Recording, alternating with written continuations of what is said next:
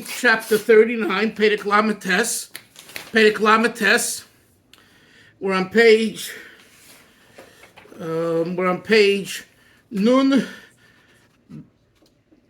Beis, or is it 104? Yeah, we're on page Nun Beis. In the middle of the page, right smack in the middle, is the last word on the line, Ach. Before it says, Bezohar Vayakil. Ach Hainu Davke. No, we learned that. I'm sorry. We spoke about the souls having an Aliya on Shabbos to Olam Habriya. So where are we? Then we're further down. Umasha Zeiches. Sorry. 3 lines from the bottom, the last 2 words in the line, Umasha Zeiches. So the Alter Rebbe is explaining here a very interesting concept, the difference between souls, neshamas, and malachim and angels. Let's continue. So that basically the chamber, the abode of angels is an Olam HaYetzirah, in the world of formation, and the abode of neshamas is an Olam Habriya, in the world of creation. He did bring and say that on Shabbos there's an Aliya where even neshamas, ordinary neshamas that are in the world, I take that back. The normal neshamas are also in Olam HaYetzirah because they serve God with the emotional element. Their intellect, their love that they have when they do a mitzvah, which is called kavanas ha-mitzvah, is not a generated love through meditation and contemplation, but rather it's an innate love that we have, which is called the Ava Musateres, the hidden innate love, and it's revealed. But on Shabbos and Yom Tov, the neshamas have an Aliya to Olam Habriya, to the higher world. So now the Alter Rebbe says, why is that?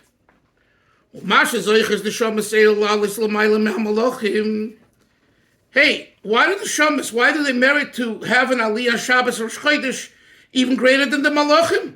The Malachim, who are so powerful and so awesome, angels, they always stay in the world of formation, in the world of Bria.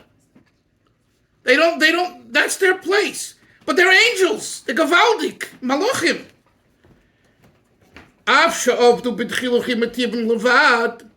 And yet, the ordinary soul of a Yid, serves God with what we call awe and love that's natural and not intellectually based, which would seem to be, a downgrade, nothing special.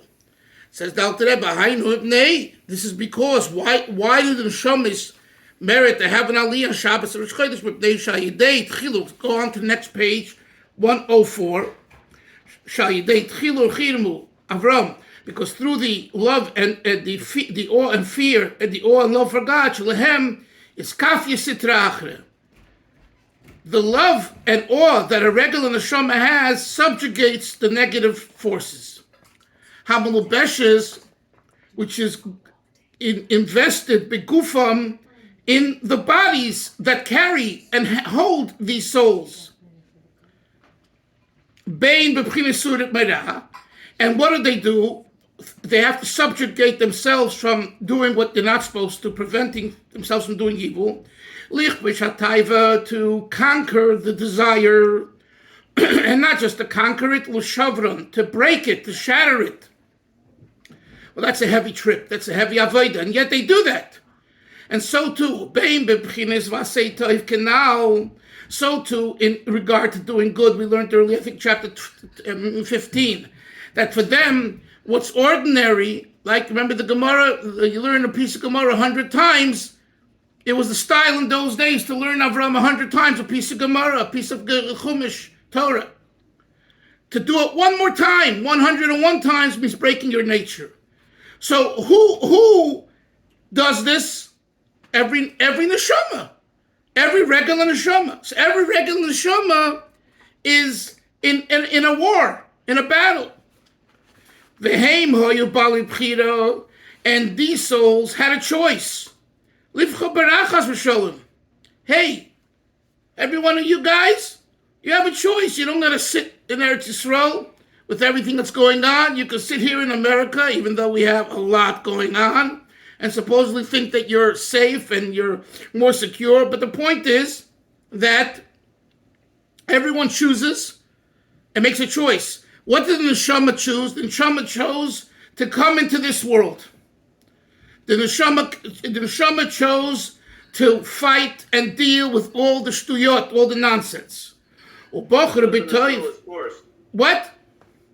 I thought the neshama was forced. Okay, it's a good question, but not for now. Chassidus talks about it. Let's learn the text, okay? Another time. Thank you for we'll get to it. So he says, "Hey, and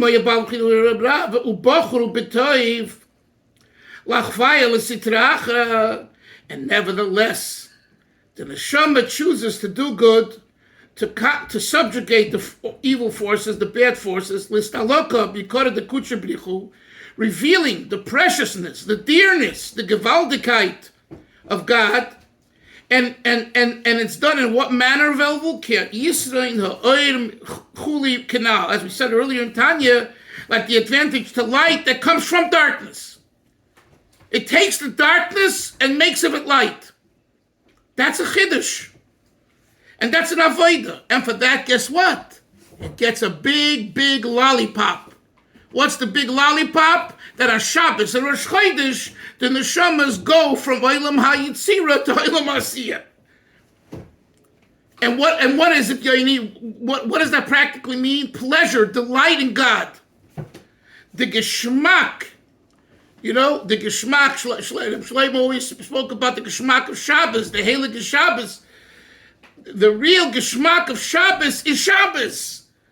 And you can't substitute that. There's no substitution for it, but you have to be in that mindset to appreciate it. So what the Eibishter does, what God does for those neshamas that are invested in a body and they deal with all the stuff throughout the week, he gives them a present of Shabbos. He says, here, take a taste of real godliness.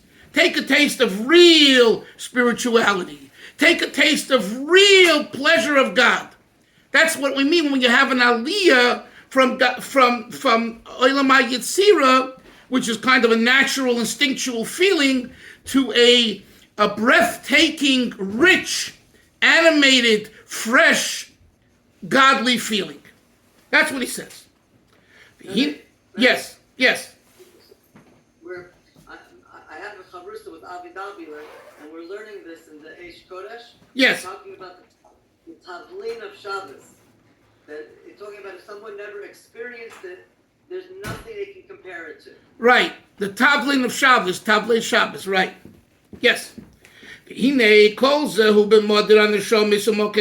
Says the Alter Rebbe now, everything I've said till now, as gewaldig as it is, as great as it is, it's regarding the chamber of the souls, and where is their abode? Umakam amidosum.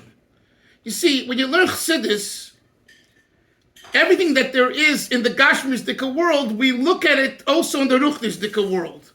Or better said, because it's this way in the spiritual world, it reflects itself in the physical world. So if there's a place that you stand, where is your house, sir, on such and such street? Where is your office in such and such place? Where are you, right? Oh, when I go out to the forest and I can just meditate and I can just walk and smell the fresh air and all that, I'm elsewhere. It's gewaldig. It's a different isser, right? So too Baruchnius, the chamber. When we talk about the chamber of the angels, the chamber of neshamas, mother on neshamas, mother on malachim. That's what we mean. Where is their schmaltz? Where do they feel best? Umakam amidosam. And where are they? Where do they stand? Says the Alter Rebbe, what I've said until now, I've told you the localities of both the angels and souls. Teirosam v'avaydosam. The Torah that souls study as they're invested in a body, v'avaydosam, and their service, nichlolis mamish b'yutzviris. are incorporated in the 10 Sfiros, Shehem Pchinas Elikus, which is godliness, V'Oirin Sof, and infinity of God, Misyachad Behem B'Tachlis HaYichud, and it's united completely with Hashem's oneness. So here we're talking about something else. We're talking about the Torah and the Avodah. Not who we are, what we do, and what happens with what we do.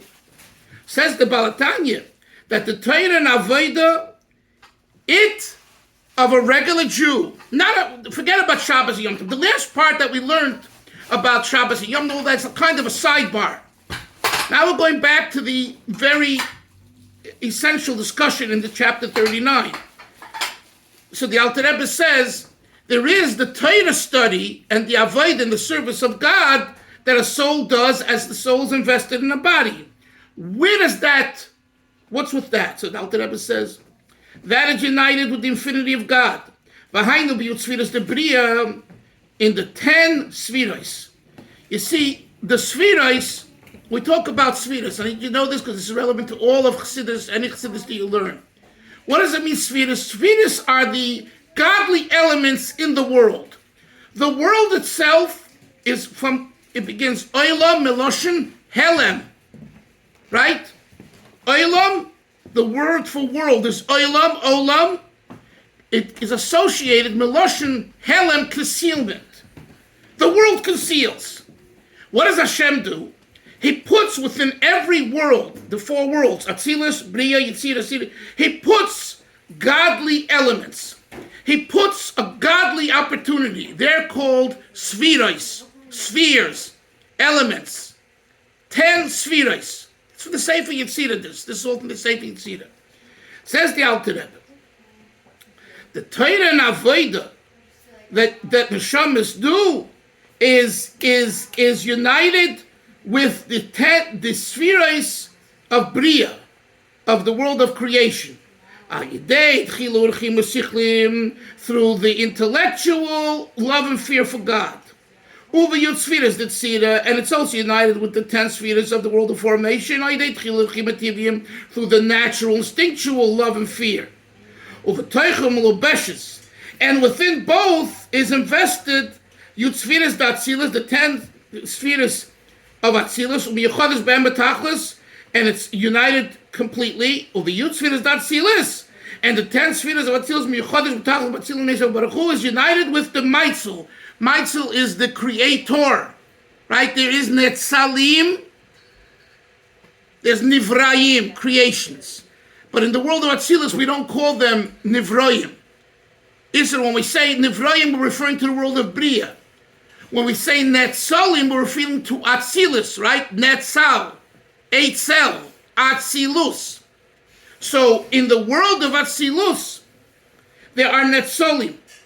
And so these Netzalim are united with God himself.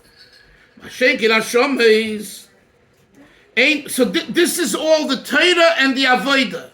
The Torah and the Avodah is united with all these spheres. Conversely, the Neshamas themselves don't have the yichud, the same level of unity and incorporation with God's spheres. The Neshamas stay in the chambers, the Bria, either of creation, or Yitzira, they have satisfaction. But where are they themselves? Avram, where are they themselves? They're not in Atzilus. Sorry, they're either in Bria and Yitzira. In other words, it's like they're an observer. They're looking and kvelling. Wow, that's so nice. But where are you? Right, the famous anecdote I've told you with the Shaika Pfeiffer. This guy named Shaya wants to make himself like a big shot. He comes to the place. He gets a cigar in one hand, and the other hand he has his nice fancy glass of champagne, and he's walking around there. He's walking around, and all the big machers are there, and he says, "Shalom Aleichem, how are you?" "Oh, I am." And my father, my grandfather, my mother, everyone has a yichus, has a pedigree, and And he's like moving. He's moving a shaker and a baker. And they say to him, "And who are you? And who are you?" He says, "I'm Shaike Pfeiffer. I'm Shia, the whistleblower. I have no yichus. I have nothing. I just can blow a whistle. I'm a simple guy." So there's many ways of looking at this anecdote. It's a very important anecdote. But the nakud over here is that the neshamas, souls, are like Shaike Pfeiffer. They're walking around a party and they're looking at everyone. Wow, you're a great guy. You're a writer. You're a psychologist. You're this. You're wow. What are you? I'm a nothing. Neshamas are really a nothing compared to the Torah and Avodah that they do. You hear that? The soul itself, as pristine and gewaltig the soul is, without Torah and Avodah, it will never move up the ladder. It will always remain in the world of Bria, the world of Yitzira. Let's continue. And therefore, what does it have? It has what we call the Nenim Miziv Shechina. It benefits, it derives satisfaction from the ray of the Shechina.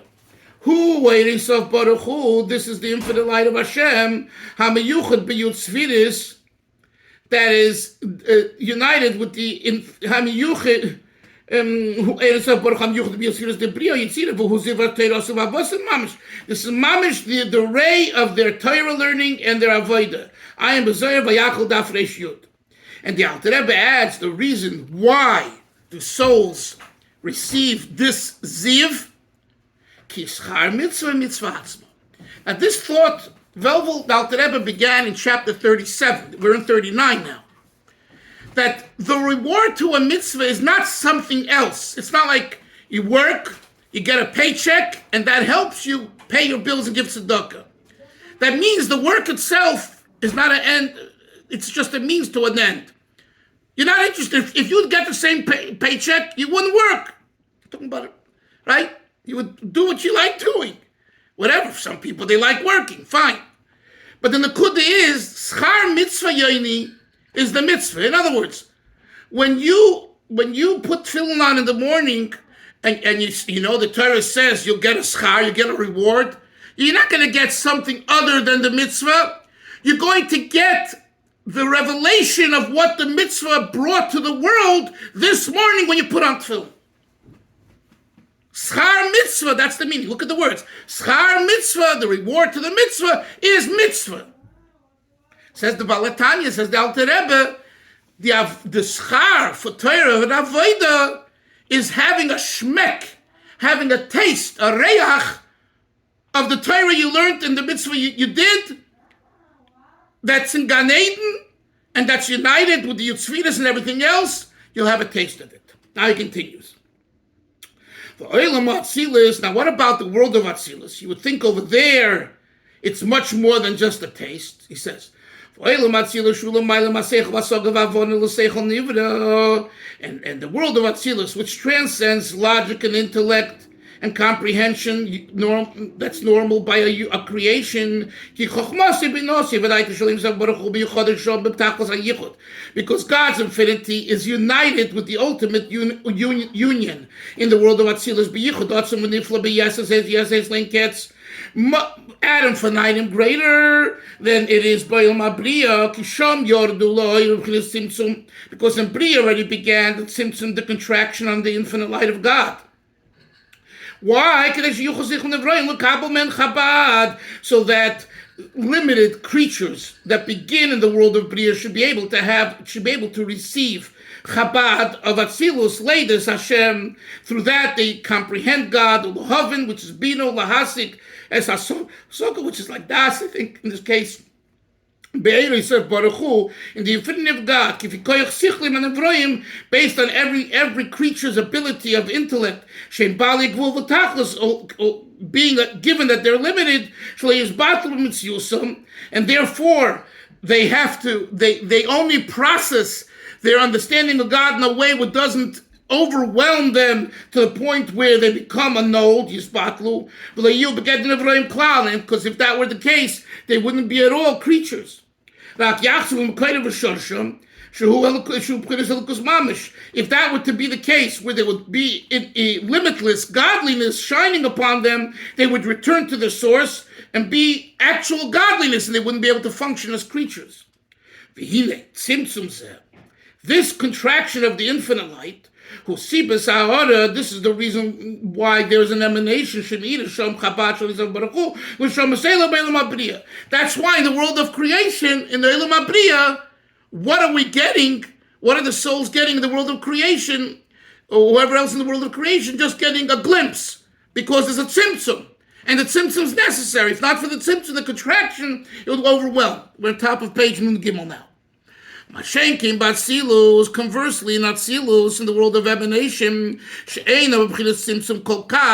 over there isn't as much tzimtzum. And you'll notice the Alter Rebbe says, the word kol kach. It's not that in Atzilus there's no tzimtzum at all. Why not? Why not? You know why? Because as soon as you say Olam or Atzilus, even Atzilus has some kind of concealment. It's not the same concealment as Bria, where the world begins Yesh Mi'ayin, but nevertheless, Atzilus compared to higher is also Olam Melashon Helen, concealment. So the Alter Rebbe kind of alludes to that by saying the words here in the first line on top of Nun Gimel, page Nun Gimel. He says, conversely, in Atzilus, that doesn't have Tzimtzum Kol Kach as much. The implication is there is some Tzimtzum. Therefore, ordinary creatures and created beings cannot receive from Atzilus, because Atzilus, what's felt and heard in Atzilus is godliness. There is no thought that can grasp it at all.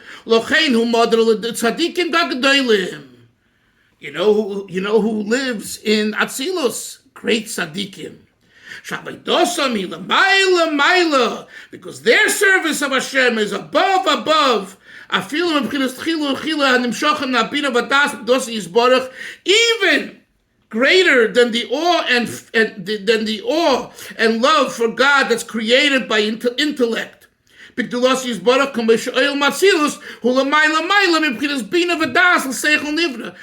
the world of Atzilus, the world itself of Atzilus is a world that's greater than the world of Bria, the world of understanding. So too, the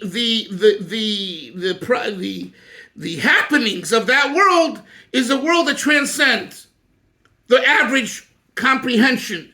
Even a comprehension of God, that's a great contradiction. So what was the avodah in the world of Atzilus by the tzaddikim gedolim? Says the Alter Rebbe now, we have a third category, they become what we call a chariot. The world of Atzilus, those tzaddikim gedolim that live the world of Atzilus, they are a chariot to Hashem. They have no independent will whatsoever. The chariot follows the rider. The chariot has no say where to go. So the same too spiritually, they are a chariot laying soft baruch hu libotlev tzilus, and to be completely annulled to go in their existence, likolah by these baruch, to be incorporated in God's light. Hey, all of them are they kima Torah mitzvahs, through doing Torah mitzvahs al derech she'amra ha'avis. And he brings what he said earlier in chapter 34, that we say regarding our patriarchs, our avos, hein, ha merkava, they, the avos are merkava, they are the chariot. V'hainu, if you should call yemeyim hoisas isavadosam, because all of their days of their life, if you looked at them on a Monday and a Thursday, when they were 14, and when they were 25, and they were 37, and when they were 53, whatever the case, they're the same avodah. The avodah of Bittul HaKadosh Baruch Hu. So someone who lives with Bittul HaKadosh Baruch Hu, total annulment to God, and the Yesh is completely gone. And that's what their avodah is. They are a chariot. Someone whose soul doesn't have this. He doesn't have this on a regular basis. From time to time, he has an inspiration. From time to time, it's an inspirational time. Shmoneh Esrei, when you daven the Amida Shu Batzilis, at that time, he Batzilis, we say you're in the world of we're in Atzilus. And specifically, when you kneel, when you bow during the Amida, when you bow, this is a new point for you guys. When you bow, at that time you're in Atzilus. Why? Because you're bowing, you're acknowledging. You're saying, I'm letting go of my yesh, I'm letting go of my stuff, and I acknowledge and bow to you. And he brings a source for it, Chaim Dalfin Shabbos. Ki, the idea of ishtachavo, bowing, it's the nullification of the yesh, of the I, to God's light. And the feeling is, there's nothing before you, God, in actuality. So even though primarily the souls, the ordinary souls, are primarily in the world of Bria, but they get a hitch, they get a lift, and they go into Atzilus at that time. And daily, it's during Shmoneh Esrei. During Shmoneh Esrei, when there's the Hishtachavo, there's the opportunity for going from Bria to Atzilus. In the brackets, sometimes, from time to time, the soul goes into Atzilus, in a way of mind. Nukvim, the feminine waters, as known to those that study the Kabbalah. We'll leave it at that. We mentioned earlier that the reward for a mitzvah is a mitzvah. You could know from the reward what the mitzvah is, the essence. You can know its level. We don't have any involvement in the hidden esoteric world. That's what tzaddikim gedolim, great tzaddikim. As we said earlier, they are at a level of chariot. We deal with what's revealed. And we have to follow. Everyone follows what's revealed. To know with complete faith. The very essence of the service of God, with awe and love, with a revealed heart, that's drawn from Bina and Das, B'gdulus himself, Baruch Hu, so therefore the ordinary souls that are not living this life of tzaddikim gedolim of a Merkava are in Bria, and then there are some that serve God with this natural hidden love, Avoida, without an arousing of tchilu urchiu, of afilu b'moichin b'b'chinas gilui. Next page 106. Even just in the mind, I'll explain. The hainu lo'eder ava tivis amusteres b'lev lo'yotzi mehelim v'hester alev, to reveal this hidden love from the recesses of the heart. El agilu afilu b'moichin v'talumas liba. Even just in that part of the heart that is agreeable upon him. Remains. If it remains concealed, before you began working on doing Hashem, this avodah remains below. In the world of separation, which is called the external worlds, it doesn't have any power to ascend. To the 10 holy spheres. As it says in Tikkunim, the bloit chilur chimu. And this is going to elaborate on next chapter, but without awe and love for God, your mitzvah doesn't fly upward. It's like a bird without wings. That's what we're going to learn next chapter. We'll stop here at this period. And therefore, it cannot go up. So the point is that from what we know from right now is the importance of kavanah, because kavanah, it brings ava and yira, love and awe in a mitzvah. And if you don't have that, you did the mitzvah, but the mitzvah is like lifeless, and it doesn't have the ascension to a higher world. That's what he's getting at. Okay, Chavra, we'll talk more tomorrow. Zaygas, have a great day. Bye. Right. Yes. Take care. Good.